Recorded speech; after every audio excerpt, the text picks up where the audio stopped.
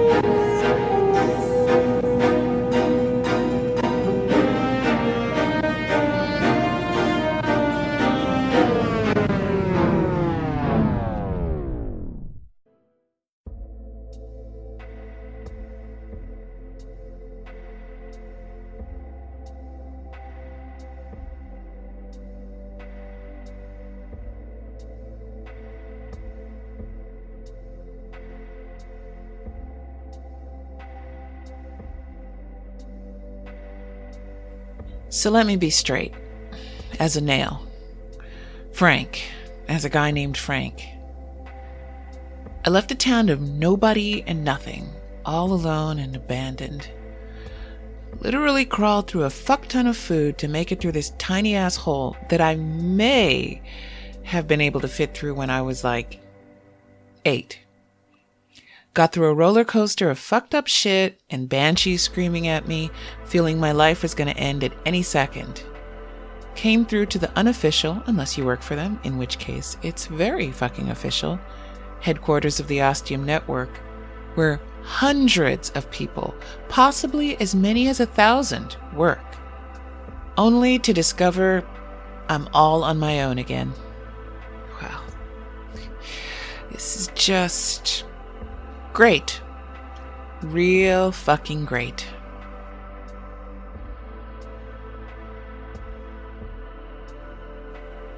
I suppose I should look on the bright side, right? Well, first I need to find the bright side. Before I was stuck in Ostium by my lonesome. Now I've got a whole fucking island to myself. Plus a goddamn mountain of rock. Is the Rock of Gibraltar really considered a mountain? Or is it just a really pronounced hill? Well, I guess just hearing Jake's imaginary voice, the voice of my subconscious, was enough to jumpstart his whole shtick in my head. Wait a second. Okay, good. Seems like Jake's not at home. For now. Only when shit's going down, apparently. Okay. Taking the good with the bad here. So where shall we go first, since we've got the whole fucking place to ourselves? How about some of those spots they didn't want any of us non-specially trained going? Sounds good to me. We only got to see Ostium that one time, really. When they took us through to check it out. We went through one by one, using the special door in that special room, the one I ran to when I went after Steve, trying to get him back. I thought there was just one of them, doors, Stargate thingies, flux capacitor rooms, whatever you want to call it, a transportation vessel. Bunch of fancy words for a door that took you directly to Ostium.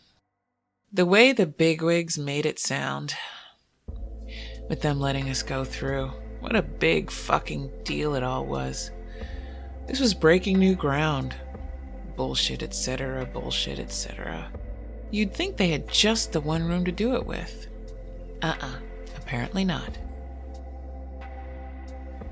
After I stepped through into the Ostium Network with my life intact, set foot on the great island of Gibraltar, after I did my whole song and dance routine of breathing fresh air, then looking for another living soul and not finding a single one, then fully appreciating the utter fucking badness of it all, I took a few deep breaths, got my shit together, and went back inside to have a look around. I was methodical, going back to the point of origin, where I came through. It's a lot like the one I went through before, a room with a conjoined booth, window looking in so observers can watch anyone going through, or in this case, sending food and supplies through the special small hole. And after that, does it magically appear at the very back of that crazy pantry in Ostium? Because when I tried it, I went on one crazy fucked up roller coaster of emotion and banshee bantering. As I already mentioned, obviously the food passing through doesn't get the scenic tour. So is that just for my benefit? My hindrance? Was that Ostium trying to not just fuck with me, but completely throw me off track? If so, why? What's Ostium got against me? I know we don't have the connection, the witty repartee, the broness quality of Mr. Jake Fisher, but we've got something, no? After all this time? I think I'm reaching here. But I made it through. In one piece. Mostly. I think with my sanity intact. Still checking on that. So, back to looking around. As I said, I want to be thorough about this. Because that's how Jake would be. That's how Jake would have wanted me to do it. I find more rooms. With doors. Lots more. I count up to 12 by the time I've searched the whole big building. All with unmarked doors. Do they all lead to Ostium? What the hell were they planning here? I remember asking in class that day, what feels like 1 billion years ago now, about what the point of all this was. What Mr. Incognito running the Ostium Network wanted to get out of it. In my mind, I was thinking, what's the money angle? How's this guy going to become even richer? And I, along with the rest of the class, was misdirected and distracted, made to think it was not important. Well, feels pretty fucking important now. Seeing all these rooms. How many fucking people did they want going into Ostium? Were they going to send us all in at the same time? Going through our most desired doors? Fulfilling our goals and coming back to tell about it? What the fuck did they want out of it? And that's when a scary thought comes to mind. The kind that turns your blood cold. Yeah, it's an expression. But I'm also fucking feeling it right now. During my immersion research, I was very fucking thorough, as I said. Even watched a bunch of animated movies. Covered all my bases. One of them was called Monsters, Inc., about a company that employs monsters to go through, yes, I shit you not, doors. I know. They go through doors and come out of closets to scare little children half to death. What do they get out of it? Power. Energy. The fear and the terror is harnessed somehow and helps to power the city where the monsters live. Yeah, pretty fucked up, I know. And this was a goddamn kids movie. So is that what's going on here? Are they getting something, I don't know, metaphysical out of us going through the doors? Why have so many of them in Ostium? And have so many set up here to send us through? Why have that whole home base set up with all the fucking food? All the better to keep you fed and busy going through doors, my dear. I don't know. It does seem pretty far-fetched, but there had to be some angle. Oh wait, I got it. Clearly, this was all going to be research for a new time-traveling reference guide. No? Talk about hands-on research. In fucking situ. I don't know if I'll ever know the why. What I do know is I'm in the right place to have any chance of finding out. So let's keep looking then, shall we?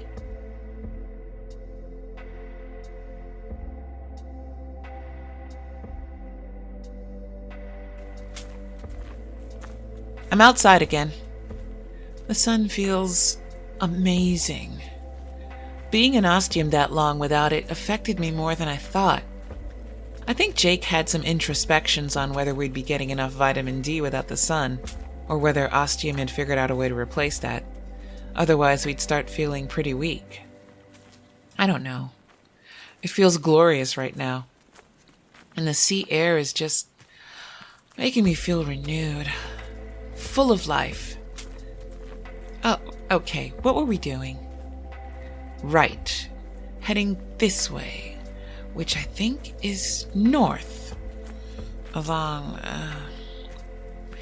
Linewall Road looks like to Winston Churchill Road.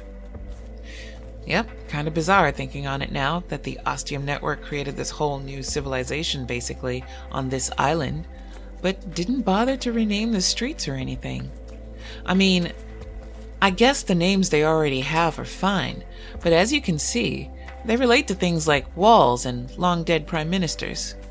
It just feels really fucking out of context. So, why am I heading this way? Well, I'll let you know in just a second. And, oh, well, I guess that fucking solves that then. I'm at the edge of the island, a part where the land meets the sea. It's a significant part.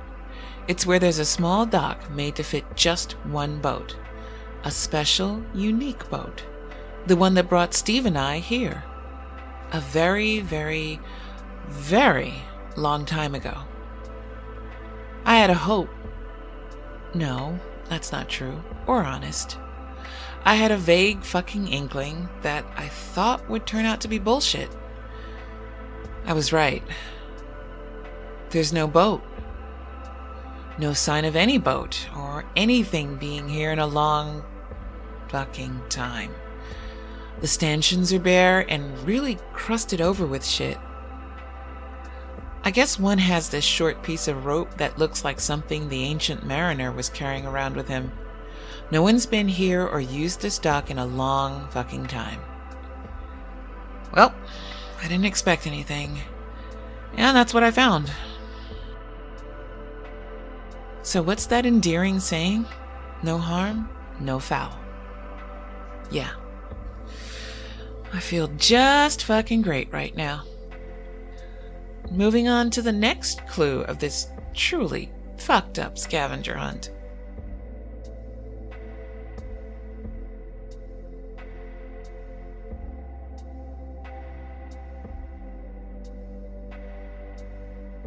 Next up is my old haunt. I know it's pretty far from the dock, so I walk for a while in search of one of those self-driving cars. Doesn't take me long. I hop in, the key's in the ignition. I close my eyes and turn the key, count to 10 and then open them. There are lights! A good sign. I put it in drive and switch to manual, then step on the accelerator and the thing launches into life, throwing me back and almost out of the damn thing. I hit the brakes and stop, then put on my seatbelt. That would have been just fan-fucking-tastic, falling out and breaking my arm or something, with no one around to help. At least I would have known where the infirmary was, not that I could have done anything. But we're okay, for now. That's the important thing. I hit the pedal again and zip along through empty streets. It's fucking creepy, man. Even creepier than Ostium, if that can be believed. All the empty, abandoned buildings on both sides of the road. It's like they're all staring down at me, judging me or something. For what? Fuck knows. I'm just on edge, that's all. I hope that's all. This thing sounds fucking noisy, which is crazy because I know how damn quiet they actually are. I never really heard them when I was here back when there were people all around living and doing things. Now it sounds like I'm driving a big rig. I then recognize the building, even though it looks kind of like all the others. I hit the brakes, letting out a nice echoing screech, nice and loud. It feels better than the sound of the EV and nothing else, somehow. Maybe because it's real fucking loud and I made it happen. I step up to the door and realize something incredibly stupid. It's locked. The way we usually got in is with a special chip they put in our wrists. They said it wasn't really to track us or anything, but the look in their eyes said it was definitely for that.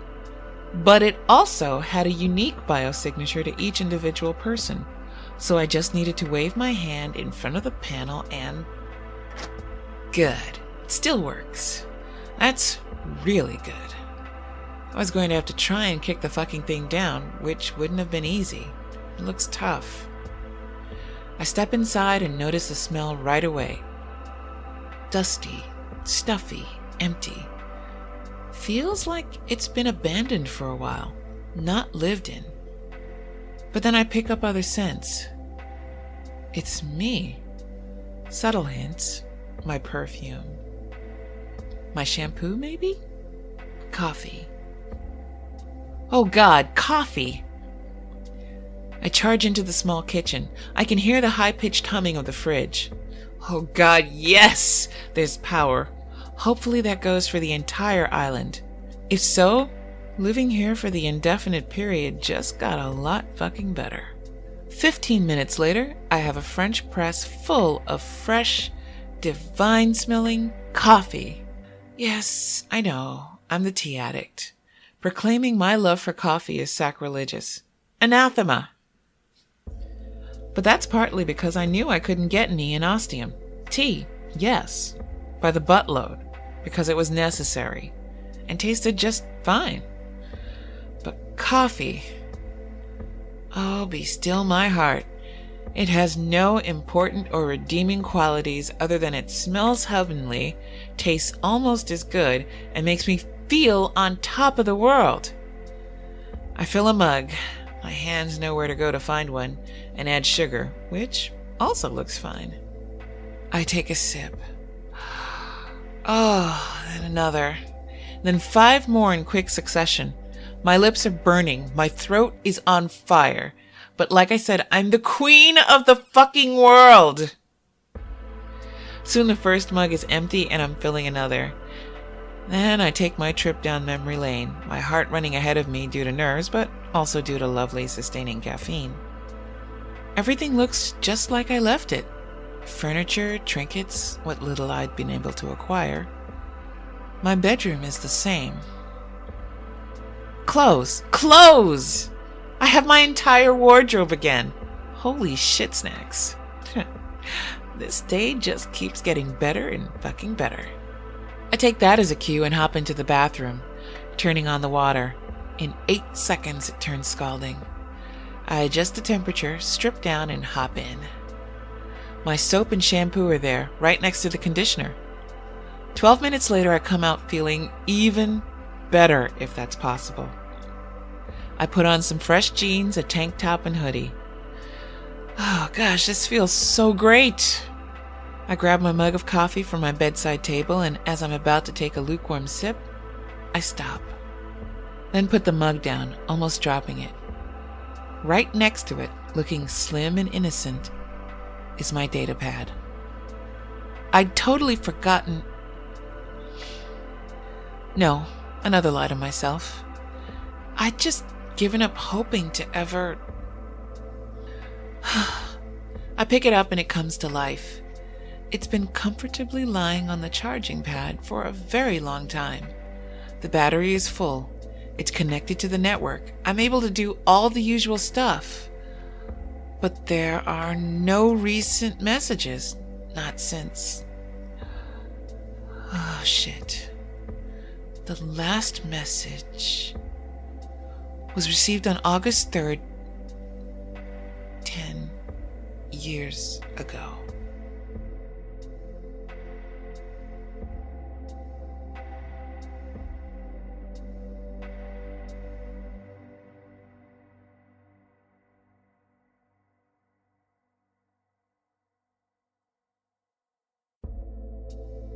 What does this mean?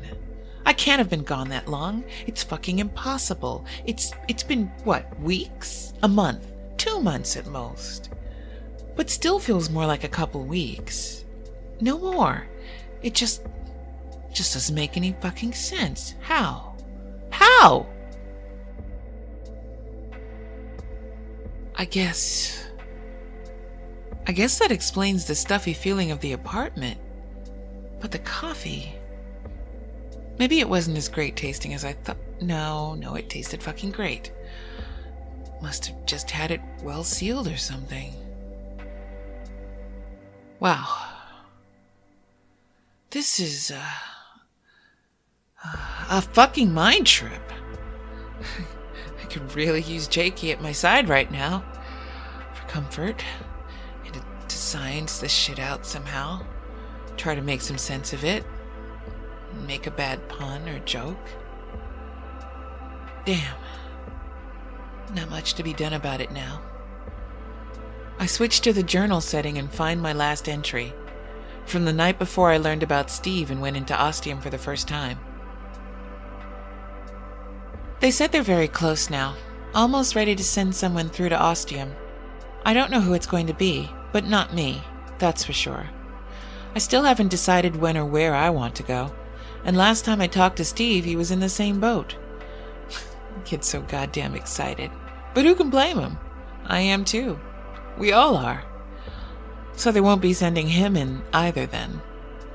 Will it be one of the few who are certain what they want? I wonder if they'll keep us informed and up to date on how the person does. I'm guessing the person won't be going for very long, it being the first time and all. Whoever it is, they gotta know by now, must be petrified. And over the moon at the same time.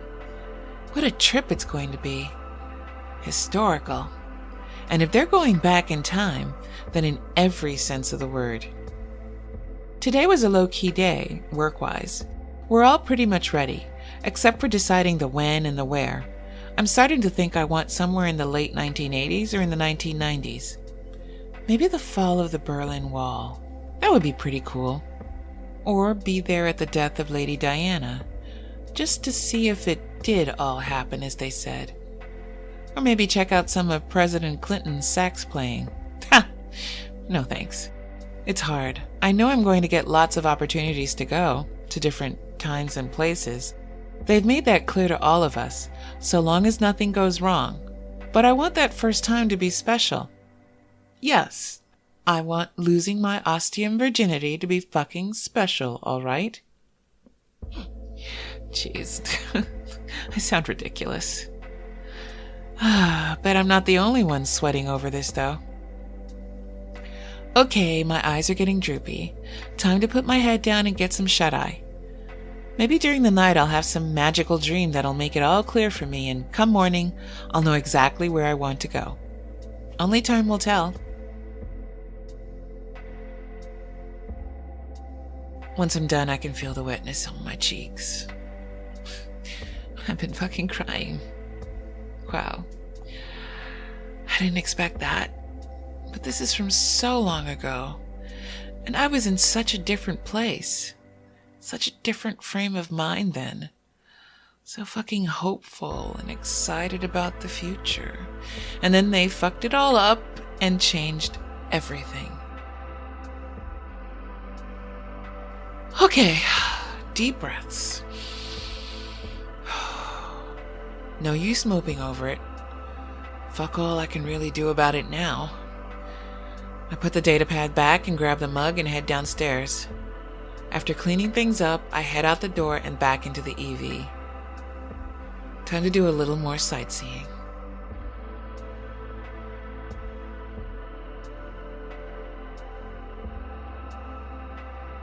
I've got no plan at the moment.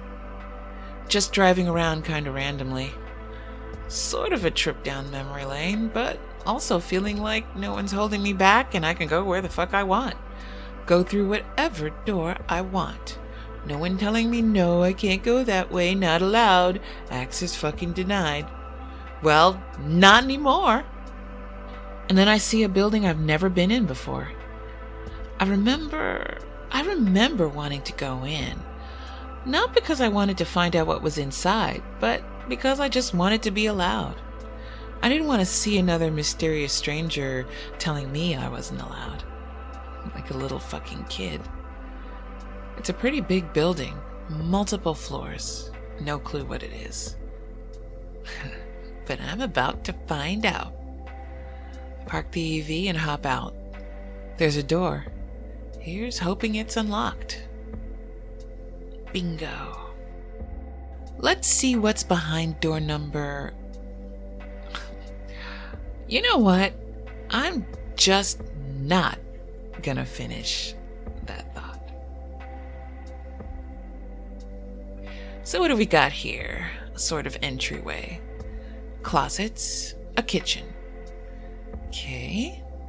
Guess they mostly do their own food here instead of going to one of the truly fabulous eateries in town. And now we've got a fucking game room. What the fuck? Foosball, billiards, even fucking air hockey. What the hell is this place? They never told us about anything like this. It was all work and study and more study, with very little fun time. If I knew this place was here, well, I don't know how much I'd be here, but I'd at least like the option. Damn, this place is huge. Who would you need a place like this for? It'd have to be for a big group. I think I know what this place is, but I'm not gonna say yet. It doesn't take me long to find the stairs. When I make it to the top, I'm not surprised by what I find. A big open floor filled with bunk beds in 2 perfectly straight rows, a clear walkway in between them. At the far end is a closed-off room where I'm certain I'll find a bathroom much like a college dorm, toilets and showers.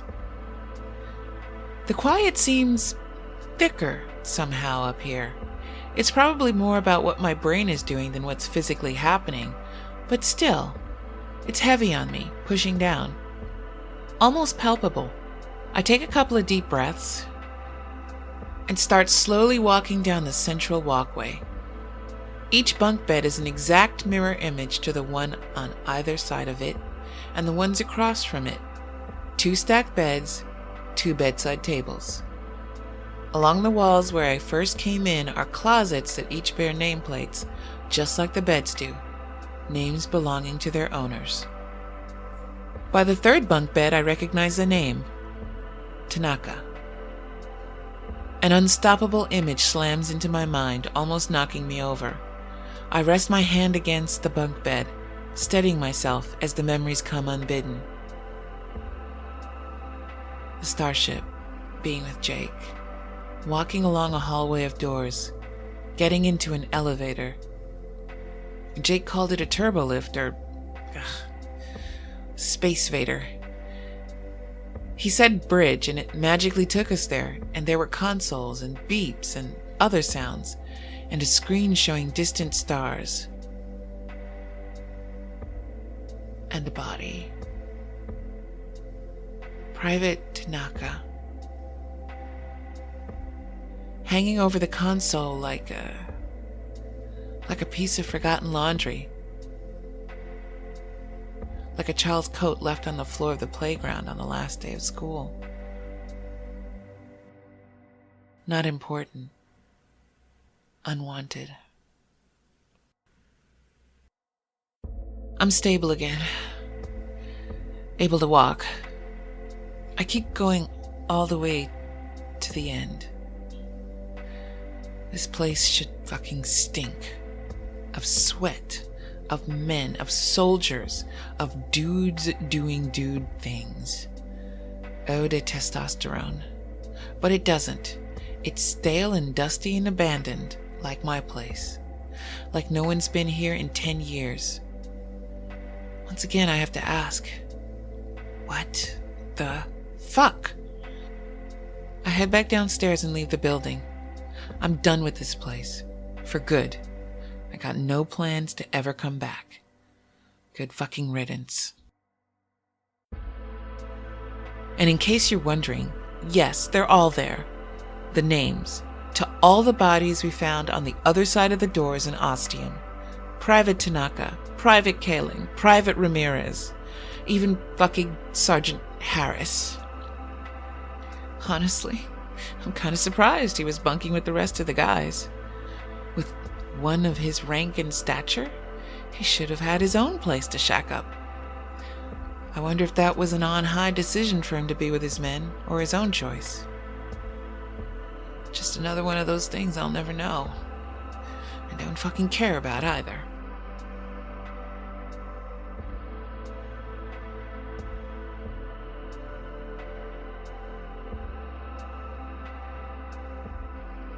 You know, I'm really fucking hungry. I can't remember the last time I ate anything. There was the coffee, and before that, I just don't remember. So why don't we go visit one of the Rock's 2 fashionable and very chic restaurants? Ostium Network approved, of course. The one I'm not going to is called, and I kid you not, A Little Piece of Heaven. Yep, those Ostium Network peeps sure had a sense of humor about them. But wait till you hear the name of the place I'm actually going to.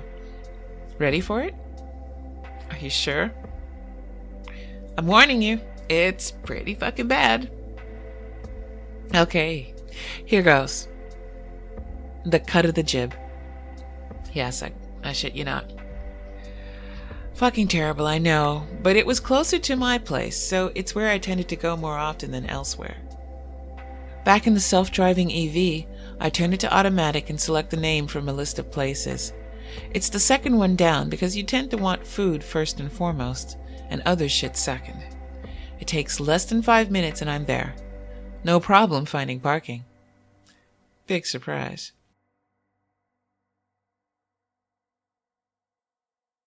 When I get to the door, I turn the handle and pull. It doesn't move at first, but there's a little give. It tells me it isn't actually locked. I spread my feet apart, brace myself, then give it a good yank. It lets out a gasp of air and opens like a long human sigh. The inside has been sealed, probably for around 10 years. I wonder what that means for the food.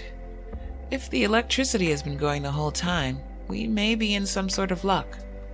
I don't know. Speaking of which, it's totally fucking awesome there's still power in this place. But who's paying the bills? What does it run on? Hydroelectric? Tidal? Fucking nuclear power? It's a question I never asked, but now I kinda wished I had. Just to know, in case this place goes into meltdown or something. You know. Well, that thought is just too fucking depressing, so I'm just going to ignore it for now. Stick it in the back of my brain and pretend it's not there, like I've done with so many other things related to Ostium. The place smells clean and untouched, but different. Not stale and dusty. Maybe that door was keeping the place hermetically sealed somehow. I go behind the counter and into the kitchen and hear lots of humming from fridges and freezers. I open heavy metal doors to a cloud of icy air and racks of meat and foods. Some frozen, others well cooled for over a decade apparently. Most of them appear to be vacuum sealed as well. I grab a heavy pack of what appears to be teriyaki chicken. The label tells me that it is, and the expiration date on it is 20 fucking years from now? What the hell? Do I dare eat this stuff? It says it's okay. What kind of shit have they been doing here? I was always wondering where the Ostium Network got their food from exactly. Have they been specifically making this stuff for like 50 years?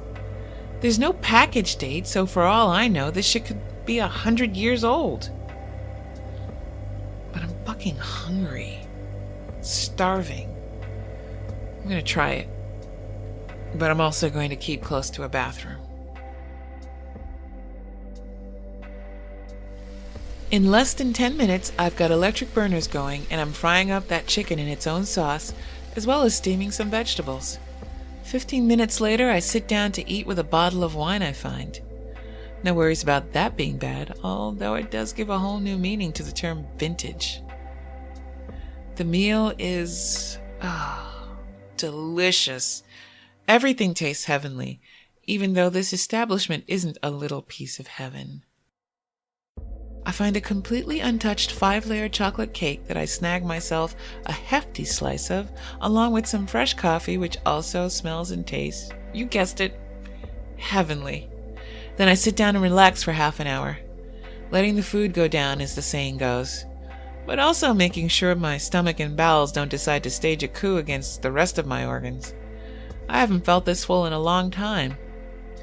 Not since, what was that little town closest to Ostium called? Camarillo?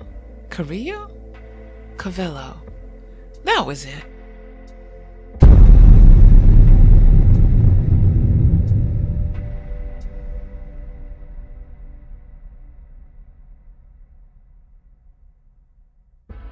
My moment of revelry is broken by a loud noise.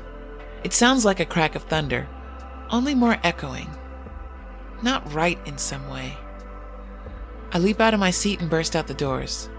The sky above is still a beautiful blue, not a cloud in sight. I'm looking around for something. Dust, smoke, fucking gas, I don't know. Some sort of origin to that nasty sound. But I can't see anything out of the ordinary. What the fuck?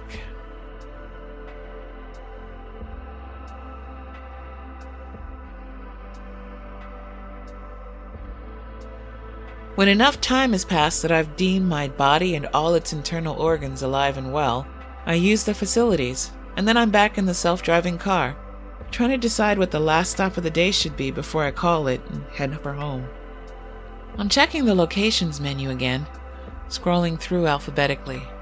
I'm working through the C's and stop when I see a word that just doesn't fit. It's not part of the great Ostium Network jigsaw. It's a word I just never expected to hear or ever read in this context. Cemetery. No one has ever talked to me about a cemetery in relation to Ostium or on the Rock in any way. Not from a teacher, not in a class. Not in conversation with friends, acquaintances, or strangers. There was that story, that urban legend about the guy who wanted to quit. I think I talked about it in a recording. One of the teachers told us about him, how he jumped in the water and just started swimming. Is it true? I don't think so. What I do know is that he's the only case of someone dying here, from what they've told us. With the number of people we've had on the island, yeah, sure, a cemetery just makes sense. People are going to fucking die. It's the one sure thing in this life. Right? Right? So you need a place to stash the dead. Unless there's something they never told us. A big fucking something. I hit the button and then I'm on my way to the Ostium Cemetery. It takes a while, at the far end of the island. A good 15 minutes by self-driving vehicle. I could have done it in 10 on manual if I'd known where I was going. It's not big. At least not as far as cemeteries go. But I'm shocked as soon as I step through the open gateway. There's at least 50 tombstones here. All simple bright white stone. It looks like marble. All with the person's name on it. No other details.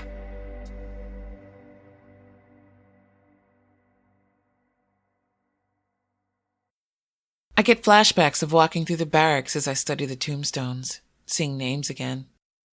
And then I see familiar ones that stop me in my tracks. Richard Kalin, Jose Ramirez, Kenzo Tanaka, Robert Harris. Shit. They're here. They're all here. I recognize other names too. Lots of them.